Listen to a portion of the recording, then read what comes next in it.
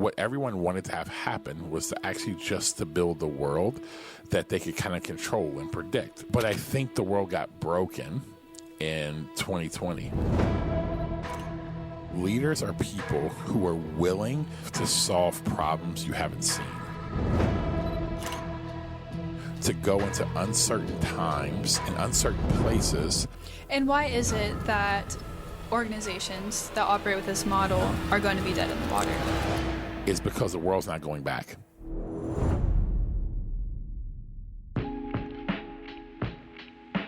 Hey, what's up, guys? I want to welcome you back to another episode of the New Rules Podcast. It is your boy, Adrian. I'm joined by the one, the only blue shirt wearing Breezy. What's happening? Breezy.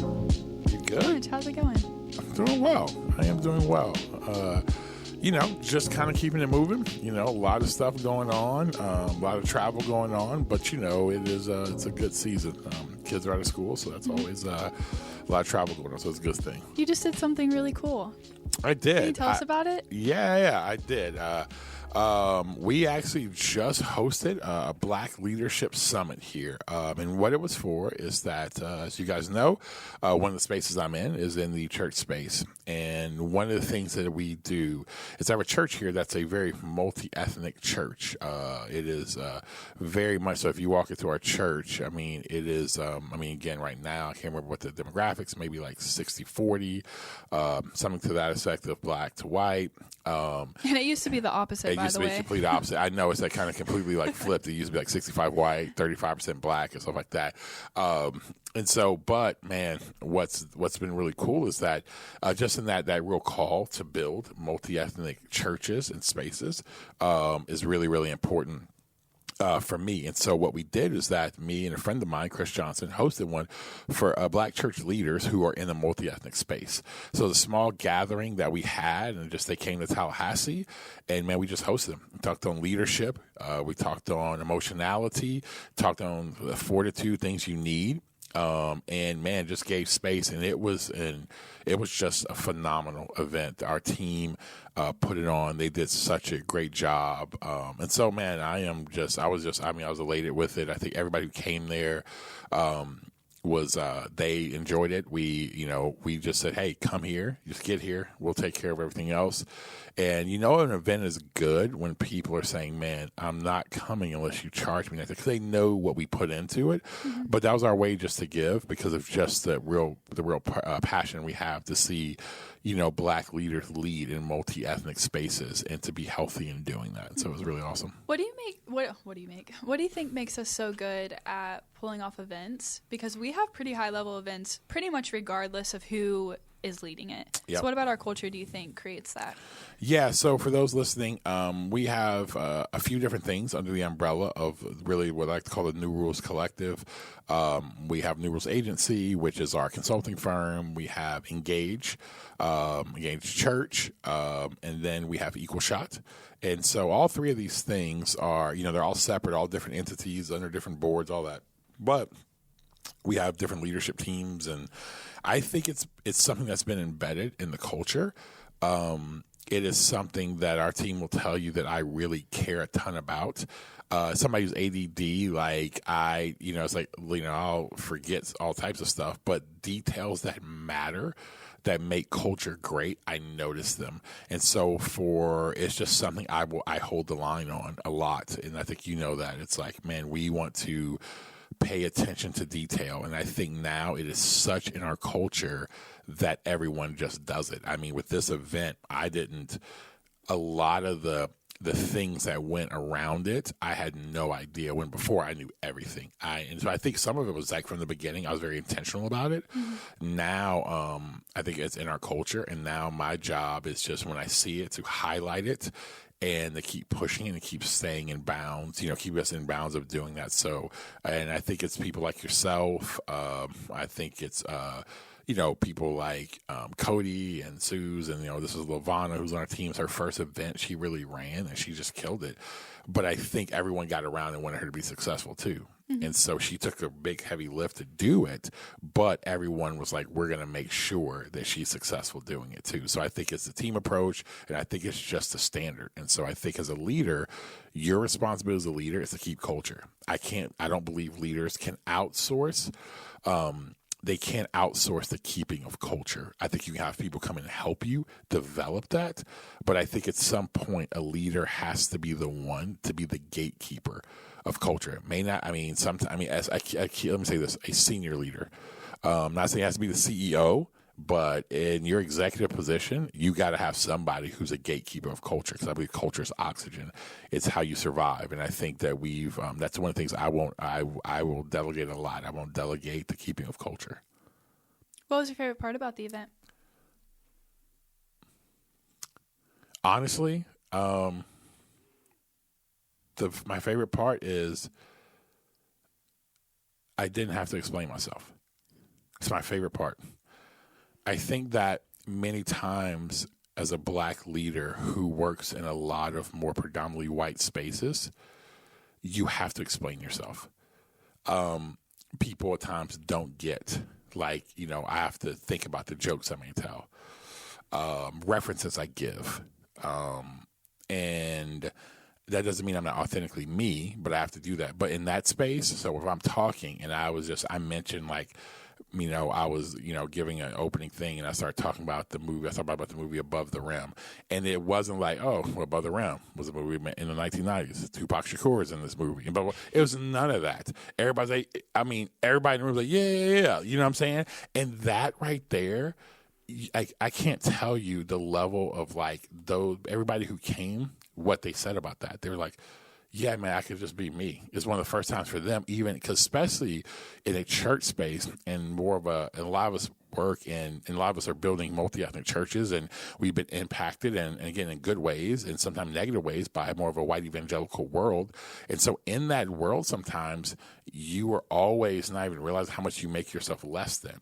You don't realize what you're doing in your subconscious. So for me, just being able to be there with people who are on the same mission, people I could help encourage, I could help with my friend Chris, really give them leadership things and create environments to help them solve problems and not have to explain anything. It was just, you know what I'm saying? Nothing had to be said, you know what I'm saying?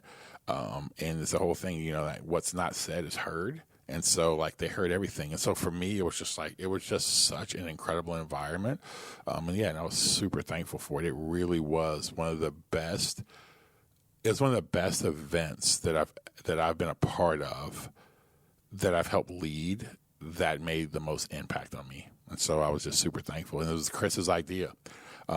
Honestly, I just came around Chris. Chris has this desire to really see Black church leaders have thriving churches in multi-ethnic spaces. Because for those who don't know, leading a church is a hard work, and there's more churches shutting down than actually opening. The average church in America is less than 80 people.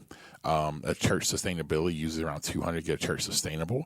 And so, man, on top of that, you're talking about Black church leaders trying to build a church in general, but in a multi-ethnic way. And a lot of these guys are in the South. That is legitimately it's like jumping into a swimming pool with a weight vest on with dumbbells. You know what I'm saying? It's like Michael B. Jordan and Creed underneath the water fighting, with the dumbbells and the weight. You know what I mean? It's like, that's how it is. And a lot of times, man, in Chris's heart is to see that move. But a lot of times, a lot of the advice, a lot of the strategy is given to guys who are given by guys who don't look like us and who don't understand the other obstacles and hurdles that guys like us have to go through, because it is different. It is an absolute different thing. Not that we're saying, it's worse or it's just different. And so we want to give strategies for guys who actually are doing this, because we actually are doing it. And so, yeah, that's kind of where we landed, and it's been good. That's so exciting. Yeah, it was a lot of fun. All right, well, let's jump into today's pod. Well, today we're going to be talking about, I think, a very important topic, especially an important topic in any space that you may be in, whether if you are working at Fortune 500 or Fortune 100, if you're in a nonprofit space, church space, if you find yourself leading in a university campus, a team, wherever.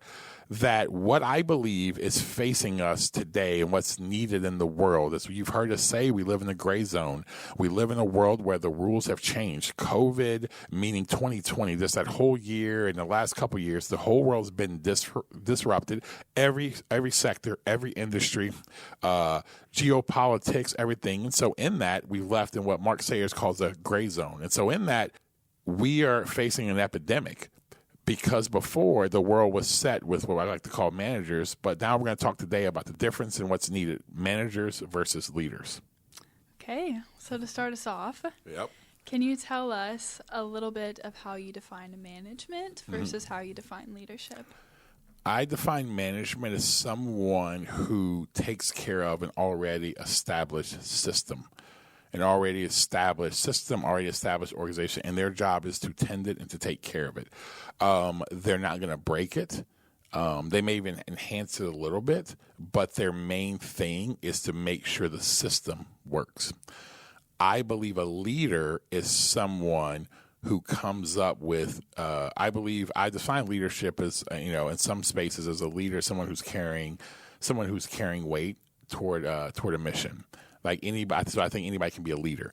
But I think in this context, I think leaders are someone who are out there creating and helping solve problems in an uncertain environment.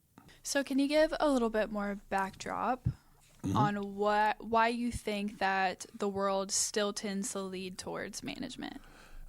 Because I believe our world was set up that way. I believe that post-World War II, the world for a good amount of time, you had the Spanish flu, you had World War I, you had the stock market crash, you had World War II. I know I'm missing probably something else that was in there. But the world was shaken for about, you think about that, for a good 20 plus years, maybe longer than that, almost 30 some years, the world was shaken. If you probably lived during that time, I don't know a few people who lived during that time who are still alive, and they were just talking about, was this the end of the world? And so with that being said, I think that then we come out of that and it was very chaotic. And so it was more, the U.S., we began to have such a great Navy to really patrol the seas. And then we started, the industrial age was formed during that time. And even a little bit before then of just factory work. And people just kind of being developed, and then our school systems were developed for people really to go work in these jobs. And then, the rise, and again, I don't know all the history of this. I don't want to sound like in any way an expert, but you get IBM and then their management system. So it was all about how do we create systems to kind of just take care of what's going on. How do we create things, and then you create people to just manage a system, because when you have a system, then you can predict everything. See, we were living in, even though we felt like there were different things going on, but what everyone wanted to have happen was to actually just to build the world that they could kind of control and predict. And so we did that. And again, let me tell you this, it's led to a lot of up and to the right in the market, and a lot of things that's happened in the U.S. as far as in management and business and the money that was made. But I think the world got broken in 2020. I think the world was broken. I think the system was broken. And so now that's a long way to get to answer your question. I think that we've just lived this way for so long. And those actually leading still are those who came up in a system, that was, organized, understandable. There was market moments, the market crash 08, 09, but for the most part, it was, once we got back to it, money was pumped into the market, business as usual. But now there's so many factors that got thrown in there. So these same people who led, that's all they've ever known. So, of course, you're just going to go back to how do we get the system back and how do we do that? And so that's where everyone goes. And that's why I think we still live that way. Mm-hmm. And can you talk a little bit more about what it means to really lead? Yeah, I think what happens with leaders is leaders are people who are willing to go into uncertain times and uncertain places and really lead the way. And leading the way means finding whatever solutions that are needed to solve the problem. See, managers are those who, once it's set, they can make sure it's tended to. Leaders go create the new way. And so that is, I believe, the world that we're in right now. Even though at times people don't see it. At times we're still hiring people at high levels. I mean, we've got people who we work with where we're like, man, they're not hiring leaders, they're hiring managers, and they're just seeing them not really, they're not responding well because what they're doing is trying to just manage a system and realizing new solutions have to be made. So I think leaders are those who go that way to create new ways, and they're willing to they have the guts, the courage, and the skill set to actually lead, to push people forward in new ways. Mm-hmm. One of the analogies that you've used quite often, which I really like, is that management is kind of like a one variable equation. It's very 1 + 1 = 2. Yep. It's very much an assembly line. Like everybody do what you need to do to make sure we get this product. And we're just going to keep on managing to make sure we get this product that is the same every single time. Yeah. Whereas when you think of leadership, it's a multi-variable equation. And those variables are changing every day, all of the time. And so the answer today is not going to be the same answer as tomorrow. And the same problems we're facing today are not going to be the same problems that we're facing tomorrow. Yeah. Do you ever find yourself within the uncomfortability that a bunch of different variables can bring? Do you ever find yourself still managing? And what does that look like? Absolutely. And I want to be clear. I think that management has its place. I'm not in any way thinking like, oh, management's going away and there's no need for that. 100%. I think you're going to need people to manage. But here's what's happened. People we've called in executive levels, and I'll get to your question, people who've called it in executive levels or who have led organizations, many times, I'm not saying managers can't be leaders, but what we've looked at is the qualities of people at upper echelon has been managers, not leaders. It's been people who can just make the system better. And so if I can make the system more efficient, if I can if I can cut down on this, then man, we're really going to get greater productivity. If I could, if I can get people to stop, if we can cut down on time, people, old school, talking at the water cooler and get back to work, we can do this. Man, we put cubicles in this open office space so I could see everybody. I mean, you think about old, like, office spaces, like open floor, cubicles with one, kind of office looking over like a factory floor. And so to get back to your question, Bree, I think at times I do, because it's safe. I was used to that. I mean, I think any human being likes things to be certain. We can predict it. It doesn't put fear in us because, if you know what's going to come, if I know if I walk out the door and I open this door, I can go into this place and it's going to have this, or open the refrigerator, I normally have this type of food there, blah, blah, blah. It's just predictable. And I think human beings like that. I think there's needed to be that. And so I know at times I want to go there because I know what it produced at times. I know it produced success. I know it produced a certain type of money. I want to go back to doing it this way. When things may financially, they could get tight. Let's go back to this because why? I remember when I did this, it made this type of money. But I believe that could that alleviate it for a time? It can. But I believe that in the future, you're dead in the water, and I would be dead in the water. So I find myself wanting to go back because I think human beings just like predictability. We like feeling safe. And why is it that organizations that operate with this model are going to be dead in the water? Because you're going to have to solve problems you haven't seen.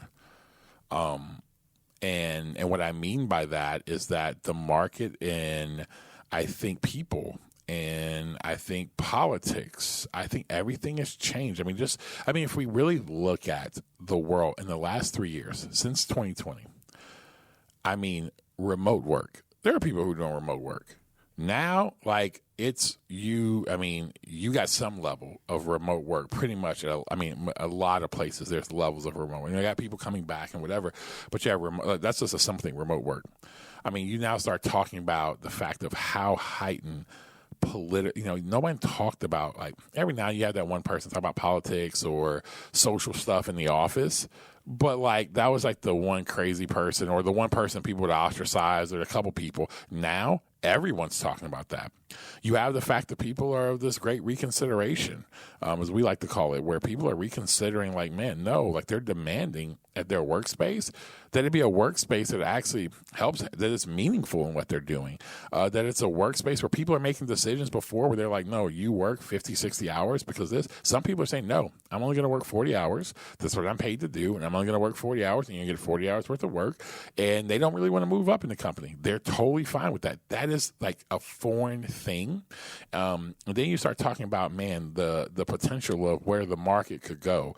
You talk about the potential of different laws being put into, into different places. You now talk about in some of the spaces we're in, diversity, equity, inclusion. That was there. Now it's there. You know what I'm saying? And you could go on and on and on about all these things. This is just in a marketplace. I could go into a nonprofit space, a church space. I can go in athletics, NIL, transfer portal. I got coach friends of mine, they are losing their minds, and they're all trying to go back to what?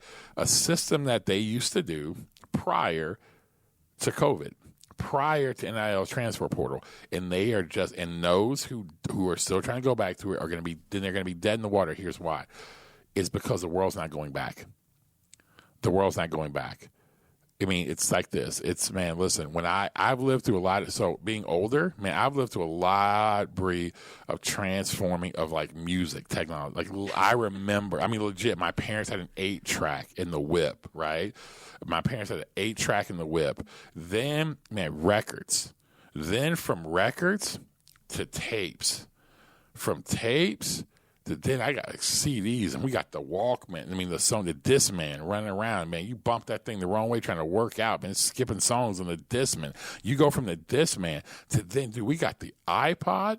You know what I'm saying? You got the iPod, the one little screen, Steve Jobs, the iPod, and then you go on and on and on. Can you imagine if now all of a sudden, with we got music on our phone, your boy's like, dog, listen, everybody come in this office, we listen to records. You would be like, yo, that's crazy. But here's the thing. In every one of those times, records were still there. Even when like CDs started becoming super popular, it wasn't like tapes and records. Like they were still selling both at the same time. Mm-hmm. That's kind of the transition we're in right now, where we're just in where some of the other stuff is still there, and tapes and records were still fine, but the new world's coming. Mm-hmm. And so I feel like you're going to be dead in the water because you're not going to have. I mean, this thing, and this is the nuts and bolts of it. Talent. I think you're not going to have new solutions. So I think people aren't going to want to work for you. I think you're not going to have new solutions. And I think those two things are going to lead to people being dead in the water because, man, it's talent and money. You need that in order to move forward in the market. And I think you will lose that if you're not thinking of new ways when it comes to leadership. Yeah. And you correct me if I'm wrong, but this is kind of how I've thought about it, is management is kind of like the people that you're leading are essentially cogs in the wheel for your success. And whenever you think of leadership, success is defined by, one, like the excellence of what you're producing, mm-hmm. but it's also how present are you in the development of the people that you're leading to. Yeah. And I feel like there's an expectation from especially Gen Z now mm-hmm. where they're not willing to work somewhere where they're just task doers. Yeah. Like they need to be somewhere where they feel like genuine purpose yep. and like development in the place that they're working. Yeah, it's a good way to put it, I think. And I'll add to that, I think, how you hit management was spot on. I think with leaders, it's people who, like I said, they can mobilize people to go do something mm-hmm. In a new way. They can lead them into unknown territory. Managers can't lead people to unknown territory because the system, the groundwork isn't laid. Like, think about it this way. A leader is someone who can lead people through a forest and the road hadn't been laid yet. A manager can lead a mass of people, but once the road is laid. But the leader is the one who goes forward and say, hey, here's the direction. Here's where we're going.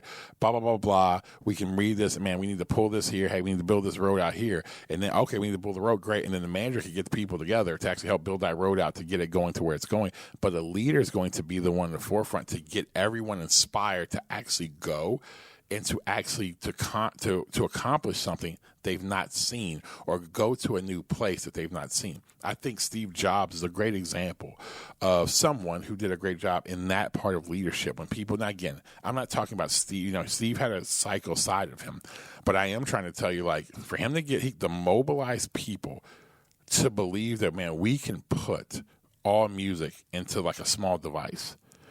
That like the world changed when now we got a supercomputer in our pocket, and to get people to believe in that. When I was reading an article about Sir Johnny Ives, who's the design guru for Apple for so long, Steve motivated him. Like Steve was like a leader who got him. He got Johnny like, yo, I'm willing to go through hell and high water to make this Apple product, even though when Steve would come at him like, no, that's wrong, do it again, blah, blah, blah, blah. But he was so inspired by it. And I think that's another thing. I think leaders inspire people. That's kind of leading into my next question. When you think of somebody who is, paving new roads, you kind of think of someone who's super inspirational and galvanizing and a big personality, like a great storyteller. Is that always the case? Like, are those the qualities that you need to have? Absolutely not.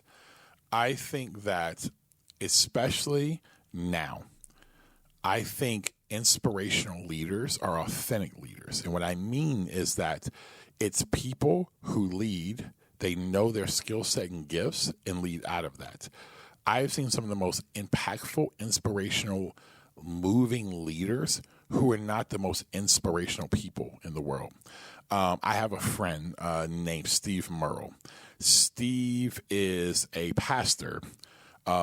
But Steve probably pastors one of the largest churches in the world, over 100,000 plus people. If you meet Steve, and not only just 100,000 people in the church that they have in Manila, Philippines, but the impact of other churches and social reach they've done, not only in the Philippines, but they're impacting the Middle East and on and on. If you meet Steve is not the most inspired. Steve is not like, when you hear him, like, oh my gosh, that dude's like, he ain't Martin Luther King. Whereas like, oh my, his personality, his voice he's not that.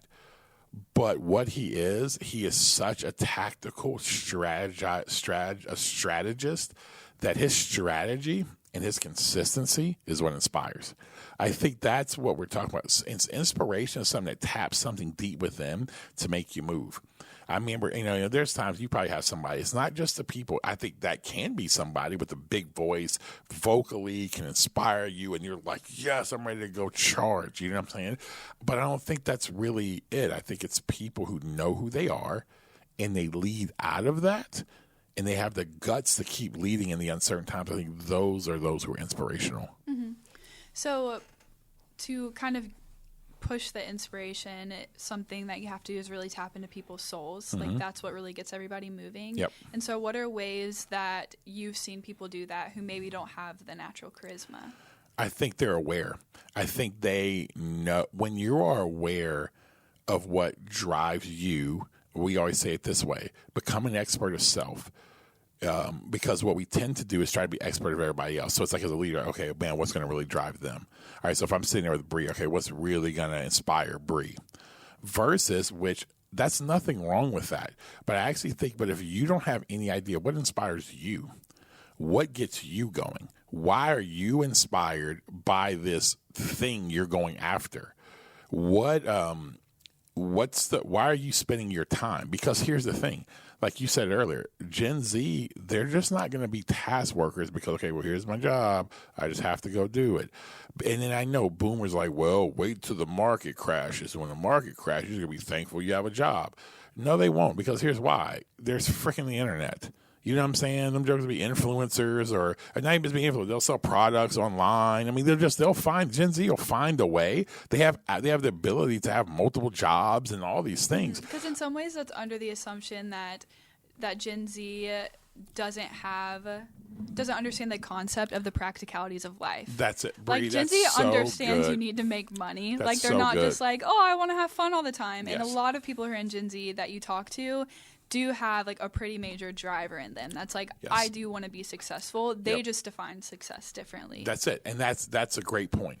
I think inspiration, and so you're right, I think it's such a lazy, and this is not on our topic, but I think it's important for leaders. If you in our last podcast, we talk about, man, being present, wonder, thinking deeply. That's one of those shallow conversations that Gen X and boomers have about Gen Z.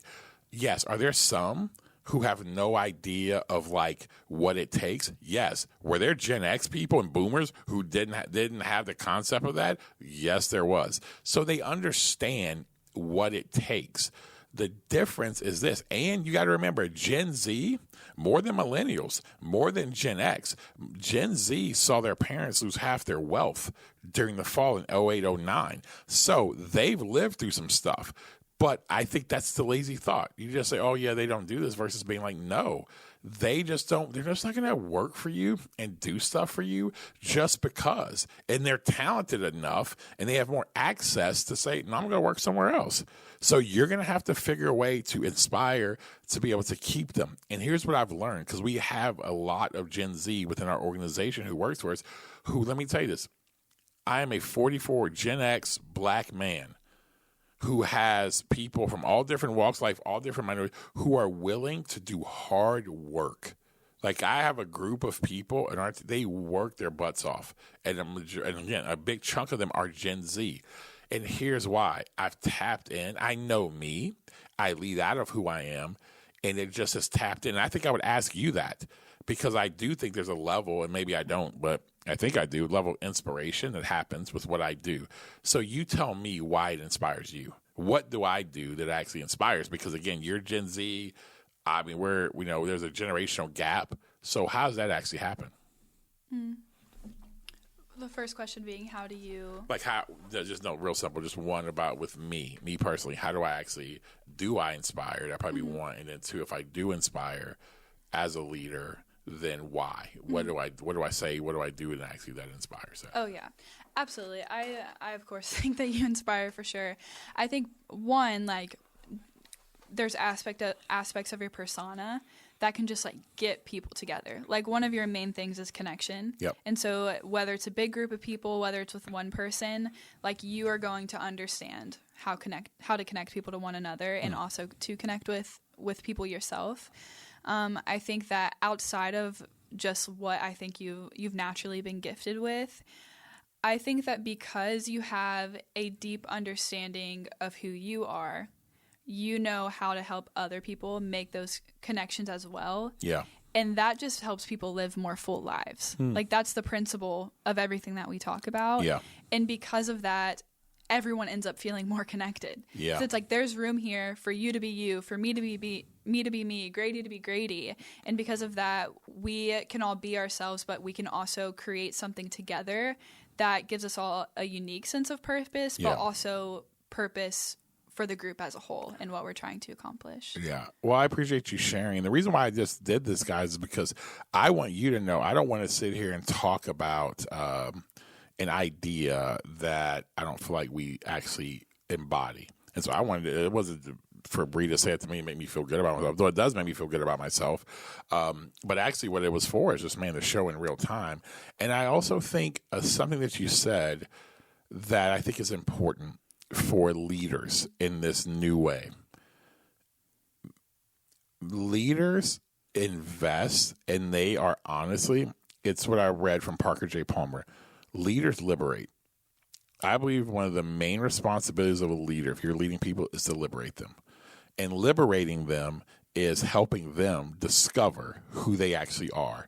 And I feel like that's one of the things that's a huge thing in the culture here, is we really work hard to help people figure out who they are.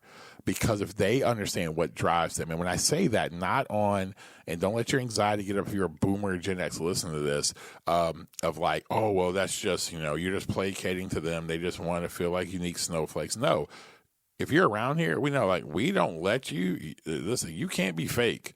You can't be like, well, I feel like I'm I'm a entrepreneur. And I'm like, well, no, you're not. Absolutely, you are. Yeah, being who you are is also under the assumption that you know what you aren't. Yes. And we 100%. Hold that super tightly here. Yeah. And I think that we are able to create a culture to where people get inspired. Because here's how I think it inspires people. Because you're willing to think about someone else first. The old system was about it wasn't about the other people. You work here for the betterment of the company. Instead, the company exists for the betterment of you. What I have learned is when you, as the leader of an organization, as I think about the betterment of the individual always thinks the betterment of the company. I don't have to force them. I don't have to have company calls and saying, trying to rally people, work hard, and we got to go do this, and should you care, and then throw a pizza party for everyone to feel like they're connected. It's like, no, I feel like the investment into people, and so I feel like people are like, yo, they invest into me, so I'm down. I mean, whatever, because and not just invest, but real investment that works. Not just, okay, hey, here's this kind of little corporate thing we're doing. We're investing in you. Does it work? Is it helping them become better leaders? Is it helping them become more proficient? Is it helping them find their more authentic self? Are you creating spaces to where people who may be underrepresented, they have a place where they can feel more themselves within your organization? Are you creating a culture that it's only driven by just money and a culture that's not driven by a sense of purpose? That's the thing. Those are all things that I think inspire.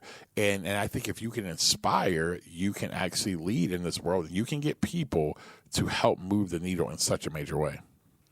As we come to a close, I hope that what you hear more than anything else in this pod is the fact of why we exist. We exist because I believe the world needs leaders. I am just convinced, and I'm betting everything on the continued uncertainty of the world, but also the need for authentic leaders. Authentic leaders, 21st century leaders who are self-aware and have resilience to remain self-aware, not leaders who practice leadership, who, and I mean by that, they put on leadership. I think that was the old way. The old way was, a lot of people could move up in the world because they could perform as leaders. When you're living in uncertain times, you can't perform as a leader. Either you got it. You have the internal. It's not like a performance. It's not an act. It's not like you're playing a part. It's actually who you are. And so I want to challenge those who are listening. Where in your life do you need to become more authentic?